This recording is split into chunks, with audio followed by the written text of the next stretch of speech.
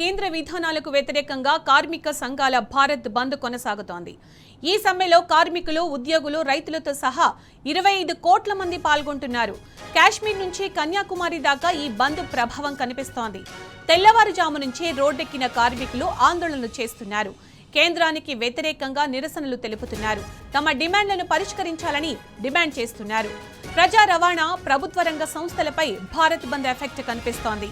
బస్సులు డిపోలకే పరిమితమయ్యాయి. ఇటు బంద్కు మద్దతుగా పరిశ్రమలు, ఇన్సూరెన్స్, బ్యాంకింగ్, పోస్టల్, బొగ్గు గనులు, కర్మాగారాలు మూతపడ్డాయి.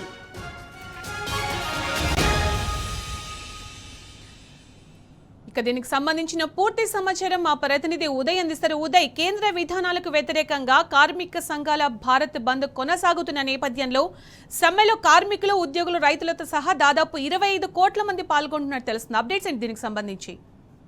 Good evening Sunitha. కేంద్ర ప్రభుత్వ విధానాలను వ్యతిరేకిస్తూ కార్మిక సంఘాల అంతా కూడా దేశవ్యాప్తంగా సమ్మెకు పిలుపునిచ్చిన నేపథ్యంలో ఇవాళ హైదరాబాద్ లో అనేక సంఘాల ఆధ్వర్యంలో సుందరయ్య విజ్ఞాన కేంద్రం నుంచి దాదాపు ర్యాలీగా అనేక వేలాది మంది కార్మికులు, కార్మిక సంఘాల నాయకులు, పార్టీ సంబంధిత సంఘాల నాయకులు కూడా వేలాది మందిగా ర్యాలీగా తరలి వచ్చి ఇందిరా పార్క్ దగ్గర వచ్చి వారు సమ్మెలో పాల్గొన్నారు.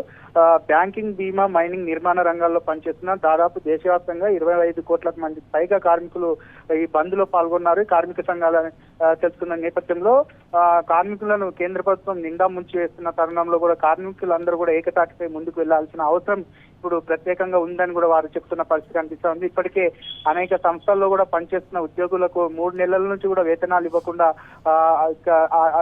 ప్రభుత్వ తీరును కూడా వ్యతిరేకిస్తున్న పరిస్థితి కనిపిస్తా ఉంది.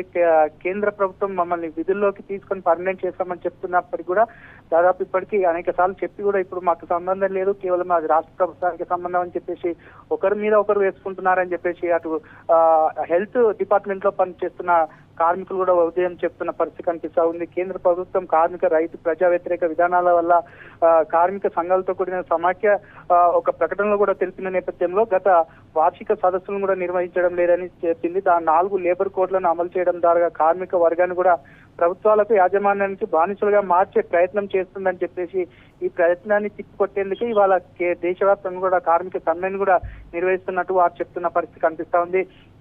స్లోగన్స్ తో సుందరయ్య విజ్ఞాన కేంద్రం నుంచి దాదాపు ఇందిరా పార్క్ వరకు కూడా అనేక మంది కూడా ఈ సమ్మెలో పాల్గొన్న పరిస్థితి కనిపిస్తా ఉంది. Sunitha. Right Uday, thank you.